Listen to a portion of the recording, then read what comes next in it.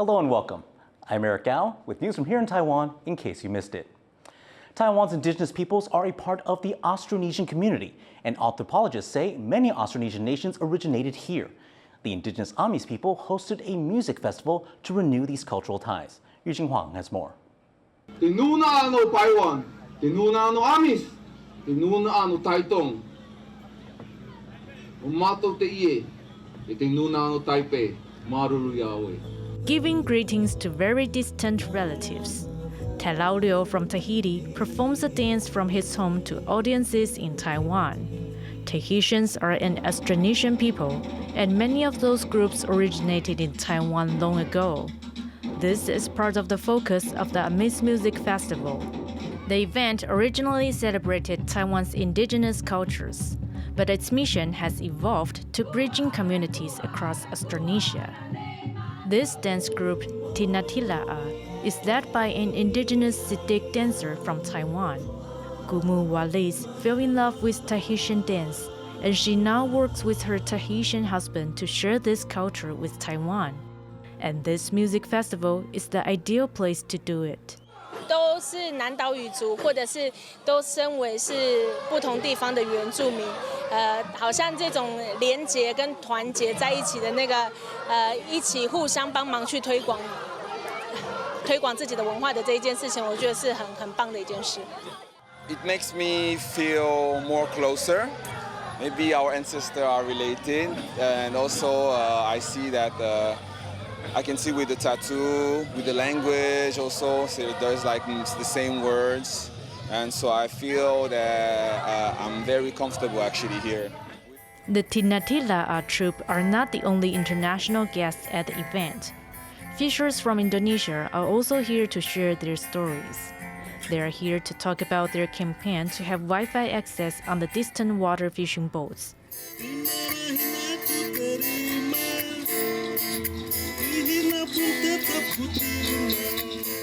The festival's organizers say when most people in Taiwan speak of Austronesian communities, they think of Pacific Islanders. But the closest group to home is actually the 250,000 Indonesians living in Taiwan. That number is fairly close to half of Taiwan's total indigenous population.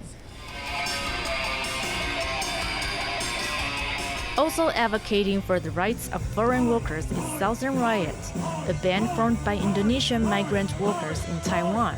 They are known for writing songs with labor rights themes.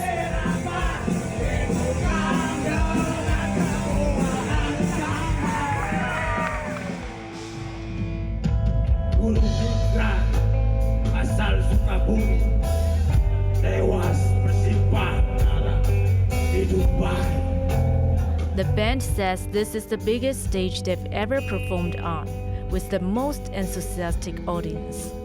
Kami sangat senang dan kami sangat bangga.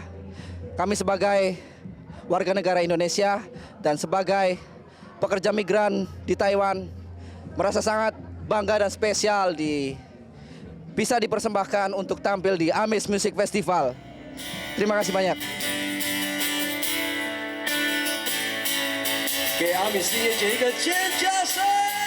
Many performers and audience members alike come to the festival to show pride in their Austronesian identity.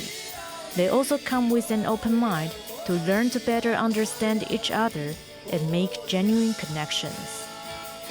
Kamashi, Simonetta Ho, and Yu Jinghuang for TaiwanPlus.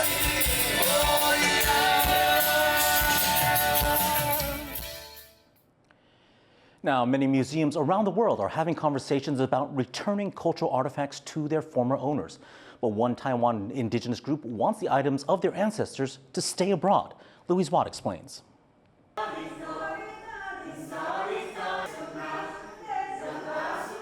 These are members of the Sidik, one of Taiwan's indigenous groups. They're celebrating their culture, which has lasted through the ages despite repression. Now they're on a mission to revive lost knowledge of their ancestors and have been helped by the discovery of artifacts more than 8,000 kilometers away in a Swedish museum. Some of the Sidik have traveled to see the relics. 就有点就是在跟过去的祖先做一个对话的感觉，所以那个当下其实就是有鸡皮疙瘩什么，就是看到这些东西的时候。The items were taken as far back as 1907, when Taiwan was a Japanese colony. Some were collected by a Swedish ambassador to Japan and a Swedish researcher, and later donated to the museum. Others were taken under coercion by a Japanese botanist and eventually bought by the Swedish museum. But while many museums in the West have come under fire for holding on to looted treasures, the CIDIC are happy for Sweden to keep theirs. 我们在做文物保存的时候，其实很害怕东西移动来移动去的，这是一个。然后再来是瑞典的气候很适合保存这些东西，干燥又冷。如果台湾像那种台湾湿热天气，我们必须要花更多的成本。The items were stumbled upon by US-Swedish curator Michael Lee when he typed in Taiwan in the museum database. After contacting researchers in Taiwan, he was overjoyed not only to discover descendants of the former owners, but that they agreed to work with the museum on an exhibition, which could throw up more of their history. I think in general, Taiwan indigenous collections have often been overlooked in Western museums, although they are often there. So I hope that through this project, it can show not just the subject, but other indigenous communities in Taiwan that there could very well be objects in European and Western collections that were collected from their ancestors. Now, museum visitors in Stockholm can see about 30 items. Textiles, weaving tools, baskets and hunting tools until early 2025. The tools and textiles on display in Sweden are an integral part of the CIDIC people's past. Now they're being preserved for the future in a digital archive, and that project is being managed here in Taiwan.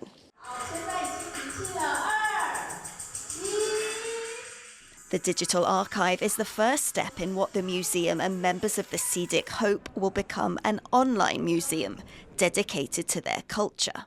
那现在又是网络时代，那我们为什么不要把这些东西全部都丢到云端上面？然后都是等于是说，都让我们去展览，或者是去说明这些文物的内容，去解释、去诠释它。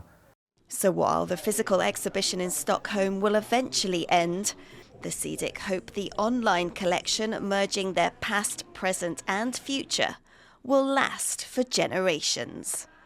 Patrick Chen and Louise Watt for TaiwanPlus. It's not just Indigenous people's tangible heritage they're trying to preserve, they're also working to protect intangible cultural treasures like music. Louise has this story about how a German university is helping revive a collection of Indigenous songs.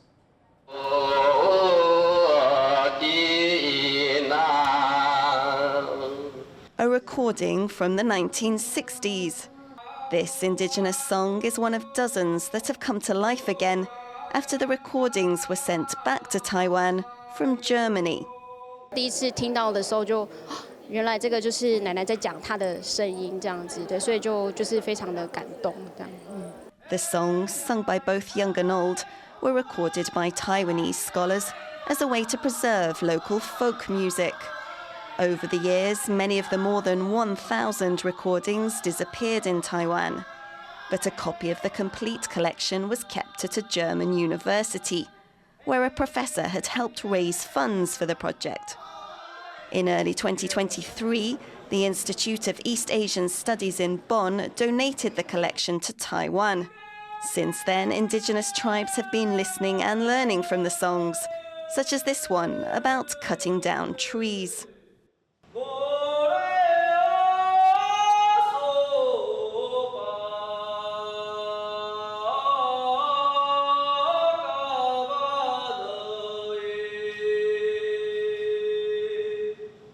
我们的历史有时候可以从歌谣里面可以找寻那个文化。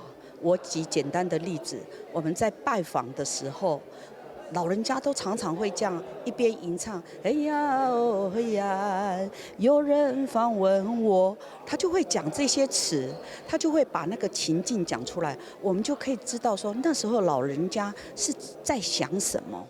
When the recordings were made in the 60s, indigenous languages and cultures were under threat. Taiwan's then leader Chiang Kai-shek wanted the tribes assimilated into the dominant Han Chinese culture, and he wanted everyone to speak Chinese. These days, the government is trying to preserve local indigenous languages. One reason is to show how Taiwan's history is distinct from that of China's, which claims sovereignty over the island nation. Now the government and indigenous tribes hope younger generations will continue to pass on these songs to preserve both their ancestors' voices as well as their cultures. Karma Xu and Louise Watt for TaiwanPlus. Traditional songs can play a big part in passing down Indigenous culture. Music is helping students in Hualien get in touch with their roots. Jeremy Olivier reports. Children learning their mother tongue through song. That's the goal for this school in eastern Taiwan's Hualien County. The students at Yongfeng Elementary School belong to the Indigenous Amis group.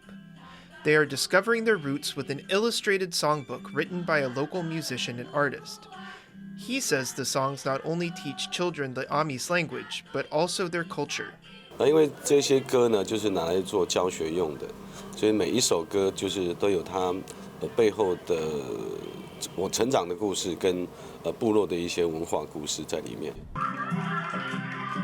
Yongfeng became an experimental school in 2021, but the principal found that Amis language teaching materials were few and far between. This led him to form his own curriculum. The use of songs made sense to him. 学新的语言是真的很不容易，但是学一首歌是不难的，所以我们让我们的孩子在旋律中去学习族语，歌境里面去了解到我们长辈的过去的一个生活的一个点滴。The students like the new book too. 有帮助吧，因为我们常常会用到族语，上课的时候国语中还融合的族语。The songbook's author says its songs can be adapted to other indigenous languages. This can help all of Taiwan's indigenous groups pass on their language and culture to the next generation. Howard Zhang and Jeremy Olivier for TaiwanPlus. Now, as we've seen, many Indigenous groups are happy to share their culture with others. The thing is, you really need to be invited. Here's a story where one hotel tried to use traditional events to attract tourists without permission. Bryn Thomas has the details. Tourists were recently invited to an indigenous cultural festival in central Taiwan, but their tour was organized without the permission of the indigenous Taiwanese people holding the event. Festival participants were angered by what they call the commodification of their culture.